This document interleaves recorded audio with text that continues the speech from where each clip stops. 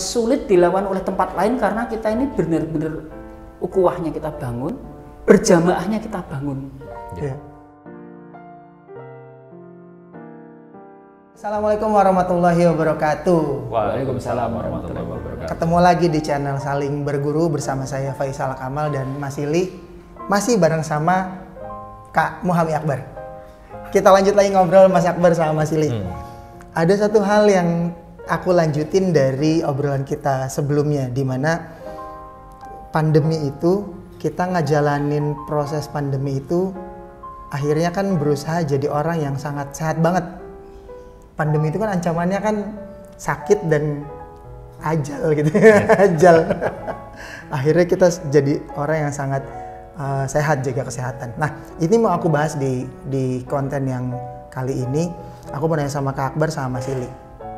Selama pandemi ini, treatment personal, bagaimana ngejalanin kehidupan selama pandemi itu supaya ngejaga tetap sehat.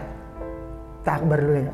Iya, ya yang pasti kita semua dituntut untuk melakukan pola hidup bersih dan sehat. Bersih dan sehat. Iya, itu pasti kan, harus kemana-mana harus cuci tangan, at least bawa hand sanitizer, makan juga dijaga. Ya itulah yang kurang lebih kita lakukan selama lebih dari 2 tahun kan? Iya, 2 tahun sehat sekali. Iya, jadi aware, jadi peduli sama kebersihan. Jadi memang lakuin yang seharusnya kita kerjain dari dulu ya? Harusnya. Mas Ili kan, kami menganggap di antara aku sama Mas Akbar kan posisinya paling sepuh. Bahasa sepuh. Nggak enak ya? Nggak enak ya, aku bilangnya paling tua. Pasti Mas Ili jadi orang yang paling concern sama kesehatan ketika pandemi kemarin. Nah, kan Mas Ili tahu lah resikonya apa, makanya Mas Ili ketat banget. Bagaimana Mas Ili hidup di Rumah Sasongko, di komunitas, ngejaga kesehatan kemarin selama pandemi, Mas Ili? Hidup itu kan kudu terus jaga kesehatan, Sal. Mau nggak mau. Karena memang apalagi dengan adanya pandemi itu dituntut yang dibilang Akbar tadi itu kebersihan. Padahal kebersihan itu bagian daripada iman. Bayangkan kalau orang kotor tuh, ya itu tuh kecenderungannya ya sakit salah satunya, puncaknya ajal gitu. Padahal bukan hanya itu tuh, Sal. Itu pikirannya kotor kan ya sampainya ke ajal juga. Setuju. Pikiran kotor aja bisa sampai ajal loh, Sal. Pikiran kotor jadinya ke ajal. Percaya? Iya kan? Iya betul. Nah, balik kalau pasti prokes ya, Sal. Kalau aku prokes kan ketat sekali ya.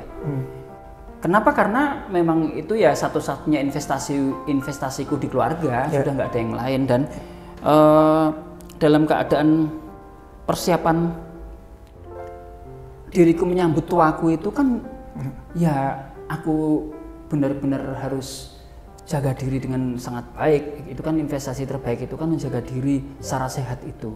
Nah, bahkan aku itu kan bersyukur karena hidup di komunitas, bahkan yang jaga kesehatanku tuh bukan hanya aku loh, Bar. Iya. Kalau dirimu masih ingat, Sal? Ya. Dirimu gabung sekitar 2,5 atau 3 tahun yang lampau. 3 tahun. Kamu datang aja, itu sudah ke tempatku dan ngasih, bener-bener cuma ngasih. Waktu itu mesin kangen water ya. Dan aku dari teman-teman dengar itu harganya juga puluhan juta. Bahkan itu saja yang jaga, aku itu yang jaga teman-teman lain. Sama juga, aku sangat, ya bisa aku ke dirimu adalah berdoa. Jadi aku sangat berharap sekali ya dirimu berdua dan teman-teman kita semua sehat itu melewati masa pandemi itu. Yang sekarang masih pandemi ya maksudnya ya. Ya benar, depan masih. juga harus saling menjaga. Oh hari ini aja kita masuk ke sini aja semuanya pakai masker. Sekalipun kita hampir setiap hari kumpul, itu pun masih kita jaga. Pokoknya jangan terlena kalau soal itu. Sekarang aku justru kepingin tanya ke kamu. Aku ini kan pada posisi sudah tua. Kalau kamu bilang kepada diriku sepuh, tua, Sal. Halus mana sih, sepuh atau tua sih, Kak? Ya sepuh. Ya Mas. Ke dirimu. Bagaimana dirimu berdua itu menjaga kesehatan ketika menghadapi persiapan masa kedepannya kalau aku bilang ya kamu kan juga akan menjadi masa tua juga. Iya. Itu Sal. Iya. Iya Mas Eli. Ya aku mengurutnya dari bahasa ketika kita pengen menua ya, menuju tua, tapi kita kan pengennya juga tetap sehat supaya bisa bareng sama anak-anak gitu loh. Ya. Aku punya beberapa teman Mas Akbar. Nanti nungguin cucu juga kan? Setuju. Ya. Aku sebentar lagi 3 cucu. Sebentar lagi mau punya 3 cucu. Bulan ini pertengahan bulan 3 cucu. Wah, jadi simbah. Layak tua. Alhamdulillah, alhamdulillah. Proses menuju tua tapi sehat supaya bisa nemenin anak dan cucu itu kan jadi sesuatu yang kita idam-idamkan kan. Ya. Nah, tadi Mas Ili bilang kenapa aku sampai memberikan sebuah alat kesehatan ke Mas Ili. Ya, pertama pasti aku pengen Mas Ili sehat. Karena apa? Karena ya kalau guruku sehat kan aku bisa berguru terus, prinsip. Secara idealnya kan ngomongnya gitu. Tapi ya memang sebenarnya karena aku percaya bahwa menjaga tubuh dalam keseimbangan. Kalau bahasaku waktu masih di Kangen Water dulu aku sebutnya homeostasis, kondisi tubuh itu seimbang. Memang asupan paling besar di badan kita kan cairan. Kan air. Jadi kalau 70% isi badan kita kan cairan, darah ya, cairan semua bentuknya cairan. Bahkan di tulang itu tetap ada kondisi cairan di tulang. Jadi betapa pentingnya asupan cairan itu masuk ke badan kita. Aku berawal dari hal yang paling dasar, memasukkan cairan yang sudah terbukti baik masuk ke badan kita. Karena begitu orang masuk ke menua, aku 40-an sekarang. Masih udah 50, Mas Akbar Paling menuju muda, 40. bos, dirimu, bos. Paling muda dia. Amin. Ajal siapa tahu Mas. Gak ada yang tahu Ajal. Setuju. Makanya kondisi kita masih makin renta itu kan bilangnya nanti kebiasaan-kebiasaan akan berkurang. Dimana tubuh orang makin tua itu malas minum, gampang dehidrasi. Oh bener itu. Ya kan kerasa Mas Ili. Oh iya bener, aku Kebiasaan rasain. untuk minumnya kalau nggak dirutinin, dibiasain. Harus punya komitmen ya. Setuju Mas Ili. Ngejaganya dari situ. Di samping olahraga, aku yakin kalau olahraga pasti kita punya cara sendiri buat olahraga dan pola makan. Aku sih menjaganya itu tapi dengan tujuan supaya tadi gimana caranya supaya kita menuju tua tapi tetap sehat, terus bisa nemenin anak-anak bisa ketemu sama cucu sampai gede gitu istilahnya. Sehatnya beneran lah. Kalau di sisi Kak Akbar kan bisa dari sisi medis keagamaan, medis. Piye Kak? Kalau dari agama ngajarin kita jaga kesehatan tuh piye? Iya. Ya balik lagi ya, sebenarnya kan Rasulullah itu kan udah ngasih banyak panduan hidup ya. Setuju. Dan menurutku sangat kompleks apa yang harus dilakukan untuk menjaga kesehatan yang sudah dikasih contoh sama Rasulullah itu sangat kompleks. Tapi menurutku ketika diaplikasikan ke kehidupan sehari-hari, menurutku justru perilaku-perilaku hidup kita sehari-hari itu yang mestinya menentukan kita sehat atau enggak gitu. Contohnya sesederhana gini, kenapa kita disuruh makan pakai tangan kanan? Karena tangan kiri biasa kita gunakan untuk membersihkan organ-organ intim, misalkan. Suruh makan pakai tangan kanan. Kemudian kenapa sih Rasulullah ngajarin buang air itu jongkok atau duduk gitu, supaya perut kita tuh ditekan oleh kaki, oleh paha supaya tuntas gitu. Kenapa harus kemudian misalkan kita laki-laki penisnya harus disentil 3 kali gitu untuk membersihkan sisa-sisa kencing. Ya, kemudian jelas Rasulullah ngasih panduan tuh paling sederhana, sumu fatasehu, berpuasalah maka kamu sehat. Setuju. Berpuasalah maka kamu sehat. Iya. Dan menurutku semua dari kehidupan kita memang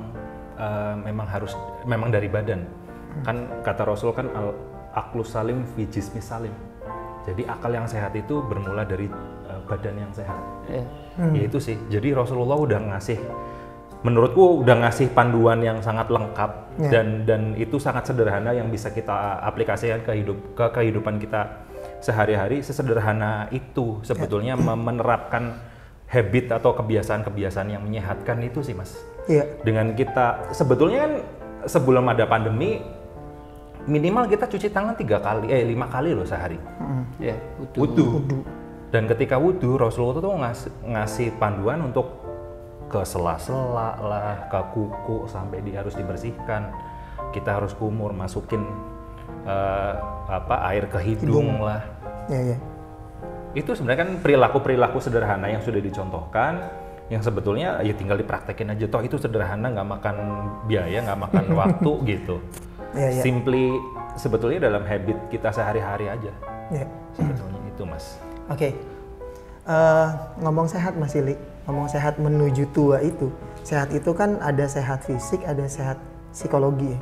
Nah, aku nanya ke Mas Ili nih, karena secara usia Mas Ili punya pengalaman lebih banyak, Mas Ili kan punya pola makan, pola hidup yang pastinya cenderung sehat. Dari pola makan, pola hidup cenderung sehat sampai akhirnya belajar ke urusan finansial juga pasti mempengaruhi kesehatan. Cerita dong Mas Ili, sharing pengalaman Mas Ili. Sehat versinya Mas Ili itu gimana? Ya pasti jaga pikiran positif ya. Selalu lah. Prasangka baik itu kan sejatinya kan sulit dilakukan. Tetapi kan orang diuji kepada diri sendiri ketika ngomongin niat ya. Niat baik kita ya. Terus apakah itu cukup? Enggak, karena tetap harus diimplementasi dalam bentuk kalau aku selalu berpikir secara objektif aja sih Sal. Misalkan gini, objektif tuh segampang gini. Kalau kita misalkan ada orang ngerasani kita. Kalau orang bahasa Indonesia ngerasani bener ya? Bener. Ngomongin kita di belakang. Ngomongin kita di belakang tentang apapun kita yang negatif gitu. Itu justru kita harusnya jadi ruang belajar kita. Maksudnya kita nggak apa-apa kayak gitu tuh, nggak perlu diklarifikasi juga, biarkan saja. Karena niat orang itu kan nggak ada yang tahu. Nah, aku rasa objektivitas atau apa yang jadi titik objektifnya itu yang jauh lebih penting ketimbang kita ngurusin orang ngomong di belakang kita nggak paham tapi taunya dari orang lain. Kalau aku sesederhana, aku kumpul karo aku tuh Sal. Aku tuh kan gini, kalau ya orang berani itu ngomong di depan saya, itu ya itu tak sebut sebagai orang hebat. Tapi kalau orang itu ngomongin kita di belakang kita, ya itu mah aku bilang ya nggak keren, nggak bagus. Maka kita kan terus belajar bagaimana terus membawa prasangka baik hidup kita. Kalau tidak Sal, betapa beratnya hidup kita karena kita itu bukan ngurusin cuman sistem bisnis di dalamnya yang penuh dengan urusan-urusan teknis. Yang jauh lebih penting dari itu adalah ngurusi manusia. Lah manusia itu, bahkan kamu datang ke tempatku mungkin berawal dari seperti posisimu berpikir positif dengan aku. Ketika aku tegur, aku sering tegur juga. Kan itu terbukti. Kan kamu ngomong persiapan masa tuaku tuh. Kan aku lebih tua boleh tegur kamu kan gitu ya. Apa terus kamu itu di dalam pikiran bilang iya? Kan enggak. Bisa jadi kamu kemudian pulang mendengarkan itu, kemudian sepulang dari mendengarkan itu dan ngerasani aku tentang aku bahkan negatif, itu tuh ya nggak apa-apa menurut aku.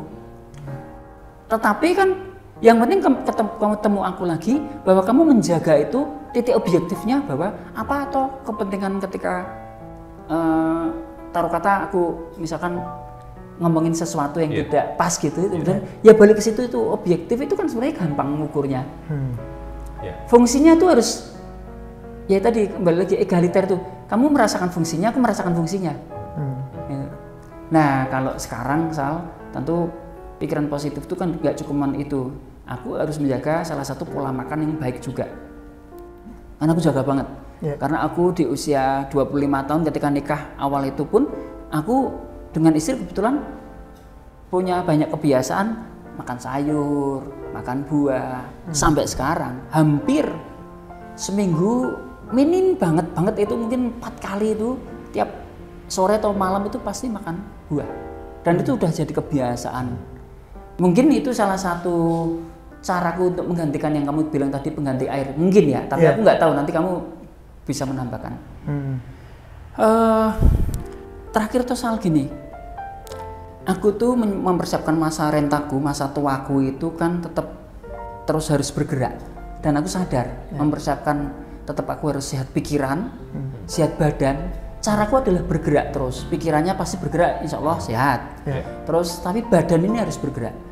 Makanya kenapa kita, bahkan aku ngajak dirimu itu, kita jangan berdiam diri hanya di rumah Sasongko.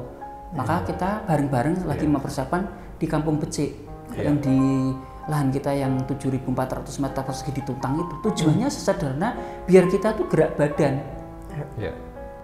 Semudah itu sebenarnya. Jadi tiap manusia atau tiap kita itu bisa mencari caranya untuk terus berpikiran positif, menjaga pola makan yang baik untuk diri kita sendiri, kemudian bergerak terus pikirannya mencari kesibukan, apalagi ya terus berprasangka baik. Iya. Lengkap ya. Tambahin nggak kalau ada? Iya, soalnya aku setuju sih, terutama yang berprasangka baik ya. Prasangka baik. Karena aku melihat banyak fenomena orang-orang yang hidupnya bersosialisasi gitu ya. Itu terkadang hubungan antar manusia itu yang menjadi apa ya? Menjadi ujian kita yang justru justru mempengaruhi keadaan psikologis gitu. Ya, sesederhana baper. Baper. Itu kan keren sih. Baper bagus ya? Baper itu bisa membuat penyakit kantong kering bisa. Kanker dalam arti sesungguhnya bisa. Terus Kak? Baper. Baper Mas. Baper itu kan ya kita misalkan punya prasangka yang nggak baik ya. Padahal misalkan Mas Ili kan sering nih ngomelin kita ya misalkan. Ngomelin tanda kutip. Ngomelin beneran, jangan nggak usah tanda kutip. Loh, enggak, tapi kan penerimaan kita kan bisa berbeda-beda loh Mas. Padahal yang Mas Ili kasih masukan ke kita, itu kan sebenarnya hal-hal yang sangat kontekstual gitu loh. Setuju. Iya, misalkan ngomongin tentang hubungan kita sama klien misalkan, udah jangan sampai telat loh. Ngirim kerjaan ke klien gitu. Ya, itu kan kita kan bisa baper. Wah, masih Leo wae, masih nggak tahu. Kene nek ngurusi kerjaan spontan-panting. Wah, masih enak. Garek ngomong. Garek nyangkem, garek perintah penak. Itu bisa jadi pilihan sikap kita loh, Mas. Setuju. Nah, tapi kan balik lagi itu kan masalah kontekstual. Kenapa harus dipikirin sampai ke hati gitu. Wah, masih mah enak lah. Ya, dari baperan itu menurutku sih jadi ketawanya Tobar seperti sangat menyetujui.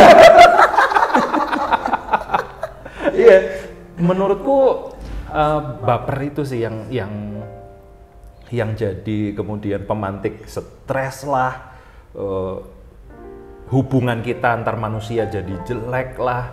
Nah itu kan ya naudzubillah ya, memutus silaturahmi lah. Wah, padahal itu ngasih rejeki, bisa bikin umur panjang. Itu sih Mas bahayanya. Jadi mesti kita positive thinking terhadap kita sendiri dan mesti memilah-milah omongan orang tuh ruangnya ruang apa gitu loh. Jadi nggak apa-apa kemudian jadi baper, stres. Itu yang aku wanti-wanti ke orang tua juga, Mas. Rasa baperan, Bu. Wis tau wong kae ngomong apa terserah gitu loh. Tapi kan yang penting kitanya enggak, ya kita jalanin apa yang iya, positif aja lah, kita positive thinking sama diri kita sendiri aja gitu. Iya. Penyakit. Hari ini penyakitnya namanya baper ya. Oh, baper. Baper. Justru itu. Jadi penyakit hati yang membuat banyak orang yang tadinya kuat jadi tiba-tiba lemah.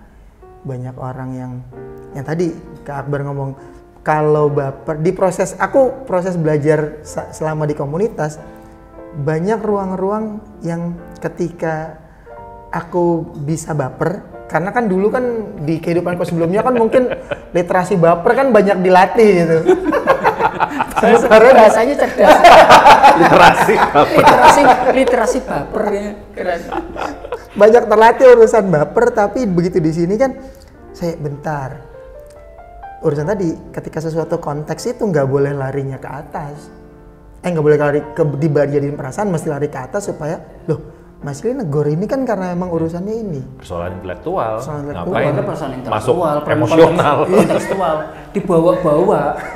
Dibawa Bisa konsep. jadi dibawanya nanti sampai mati kan kacau. Kasihan kan. Ya itu. Tapi orang dewasa yang baper, anak-anak kan gak ada baper ya Mas Ili? Ya justru penyakitnya orang dewasa itu loh Mas. Iya bukan. Iya. Anak-anak tuh, ya kita pernah dengar anak-anak pada berantem, orang tuanya ikut berantem. Anaknya udah main, orang tuanya masih Masih baper. berantak. Ya kan?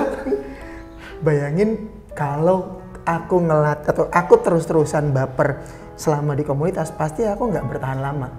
Aku Iya, kebayang. iya. Ya kayak aku sama Kak Akbar ketegur Mas Ili, terus mau baper, piye abis ngomel, abis itu ngobrol ketawa-tawa lagi. Terus kalau aku masih baper kan, piye barusan diomelin kok sekarang ketawa-tawa gitu kan, langsung Iya. pindah ruangnya. Aku ngelihatnya selama di komunitas tuh kita jadi sehat pikirannya tadi Mas Ili Iya. bilang. Kita diajak berpikir, bergerak terus pikirannya, pindah ruang cepet banget. Baper tuh nggak ada waktu buat baper. Bahkan ketika Mas Ili hari ini ngajak kita ngomongin sesuatu yang pindah ke tuntang, ini kan urusannya bukan cuma urusan teknis menurutku Mas Ili. Teknis kan kontekstual ya. Urusan spiritual menurutku yang jadi hal yang ya mungkin Mas Ili pasti bisa ngasih masukan tentang spiritual di Kampung Beci itu arahnya kemana menuju konsep menuanya Mas Ili. Gimana Mas Ili? Ya itulah Sal, kalau bersyukurnya kan kalau kita ini, maaf ya, sejahtera finansial itu menjadi semuanya jadi mudah gitu. Nggak gini. Tapi kan hari ini kan dirimu kan menuju ke dalam perjalanan ruang-ruang, memasuki ruang-ruang sejahtera finansial. Ketika itu sudah rampung, makanya sejahtera finansial itu kan selalu kita ukur terus, iki urusannya bagaimana, ini konteksnya seperti apa. Terus kita terus belajar lagi, pindah lagi, ini namanya konten-konten itu seperti apa.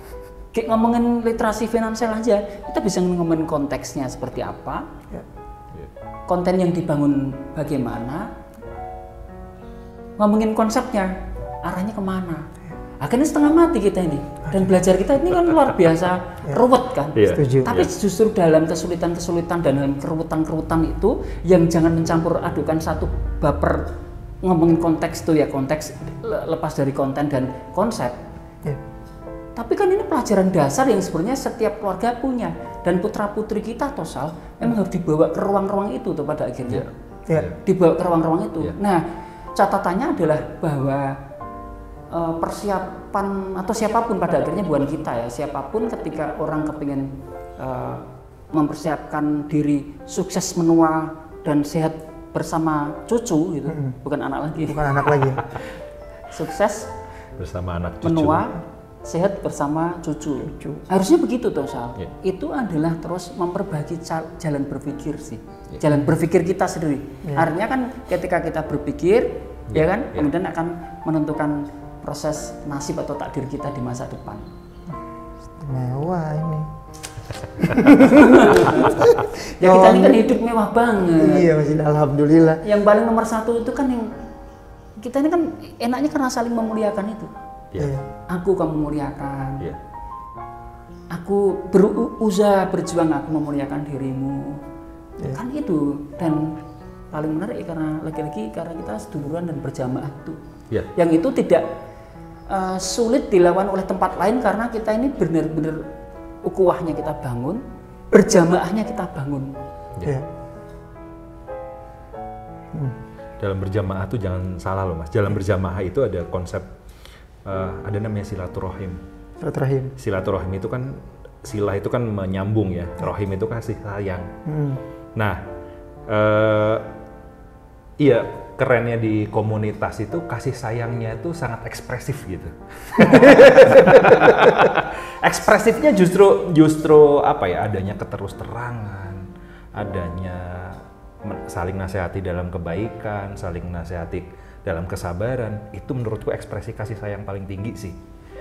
Karena ketika kita bersilaturahim, kita mendorong, kita menyambung kasih sayang satu dengan yang lain. Ketika berjamaah itu, kita saling mendorong satu individu dengan individu lainnya tuh mesti step ahead terus gitu. Nah, itu yang kita jarang temui di tempat-tempat lain gitu Mas. Iya. Aku nemuin konteks di mana komunitas itu kan seolah-olah komunitas bisnis ya. Ya. Kita itu kan seolah-olah walaupun memang pintu masuknya dari situ. Iya, wujudnya memang. Wujudnya memang harus ada wujud komunikasi kerjasama yang berbentuknya bisnis atau finansial. Tapi tadi Mas Akbar Mas Ili ngomong ada ruang tertingginya yang disebut seduluran itu yang menurutku jadi jujur, jadi membuat kita murni ngedoain teman bisnis kita kalau itu jadi bisnis. Tapi akhirnya kalau teman bisnis atau partner bisnis kita sehat, ya kita semua sehat jadinya. Nggak mikirin sesuatu. Kayak kalau ada yang sakit pasti kita langsung berusaha untuk memperbaiki apa yang dia perlu dibantu. Itu kalau nggak di ruang komunal sesolid ini, menurutku akan banyak pertimbangan. Ada apa urusannya? Kalau saudara kan pasti bantu. Tapi kalau bukan saudara, sekedar pertemanan, tidak ada keakraban bisnis seperti ini. Menurutku jadi banyak pertimbangan nggak sesolid ini sih Mas Ili. Menurut Mas Ili gimana Mas Ili? Iya kan teori tertinggi persahabatan itu kan tidak selalu membombong itu baik-baikin. Tapi kan justru terbalik, harusnya benar-benar ketika ingin membangun ukhuwah atau seduluran yang beneran itu justru yang kita ingatkan, saling mengingatkan adalah nahi mungkarnya bahwa aku selalu ngomongin atau mengkritiki dirimu itu kan tujuannya kan bukan karena aku tuh nggak senang dengan kamu kan, bukan. Iya. Kan kita sudah buktikan selama dirimu hidup dengan aku, Akbar hidup dengan aku hidup dengan kamu. Sama kamu kalau memberitahu aku kan pasti bukan karena sakit hati, bukan karena benci, bukan karena nggak senang atau iri, tidak kan. Sama sekali kan. Dan kita justru saling mengingatkan. Makanya nahi mungkar itu Pak Kiai. Iya kan Pak Kiai. Iya, setuju. Dulu ada kisahnya Abu Bakar sama Umar tuh Mas, cakep banget. Jadi pokoknya Abu Bakar sama Umar tuh lagi slack lah. Terus si Abu Bakar minta maaf sama Umar.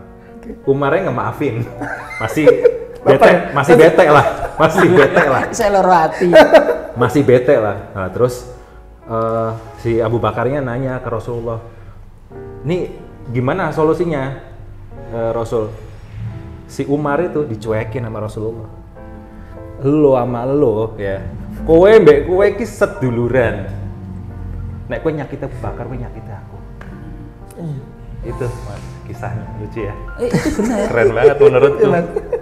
Tambah tua, aku ya terutama itu tambah romantis, tambah sentimental. Makanya di rumah itu, ketika ngelihat anakku 3, mantuku itu rukun, sudah salah itu. Itu kalau jadi orang tua itu kalau lihat anak mantu itu rukun, ya udah itu tujuan dari hidup itu orang tua ya itu gitu.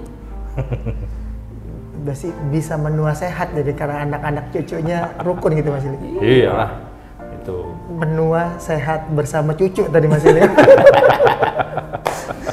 Oke, penutup ya Kak Akbar. Penutup terus Iqbal. Dari tadi nih aku bilang penutup Mas Ili karena sebelum aku tutup aku kayaknya perlu penutup dari Pak Kiai. Ya Allah.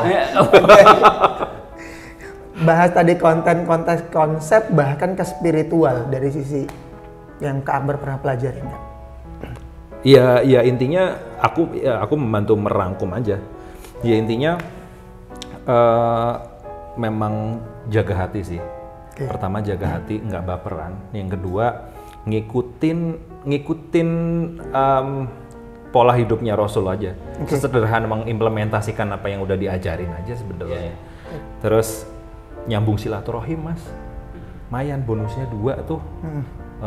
Rezeki lancar, sehat, panjang umur. Gitu. Yang berikutnya ya seduluran, mempererat ukhuwah. Alhamdulillah. Dah, itu aja. Alhamdulillah. Ditutup sama Pak Kiai kita. Sungkem dulu. Oke. Menuju tua kita sehat, insya Allah terus sehat, bisa bareng anak cucu. Fisik dan psikologis mudah-mudahan kita juga sehat selalu. Amin. Bareng ya sama Allah. seduluran ngomongin bisnisnya bisa apapun tapi sedulurannya dijaga terus, itu istimewa sepertinya hari ini kontennya. Kak Akbar, terima kasih. Terima kasih Mas Masih Islam. terima kasih Terima banyak. kasih. Baik teman-teman, terima kasih banyak masih bareng sama kami. Ketemu lagi di channel Saling Berguru. Assalamualaikum warahmatullahi wabarakatuh. Waalaikumsalam warahmatullahi wabarakatuh.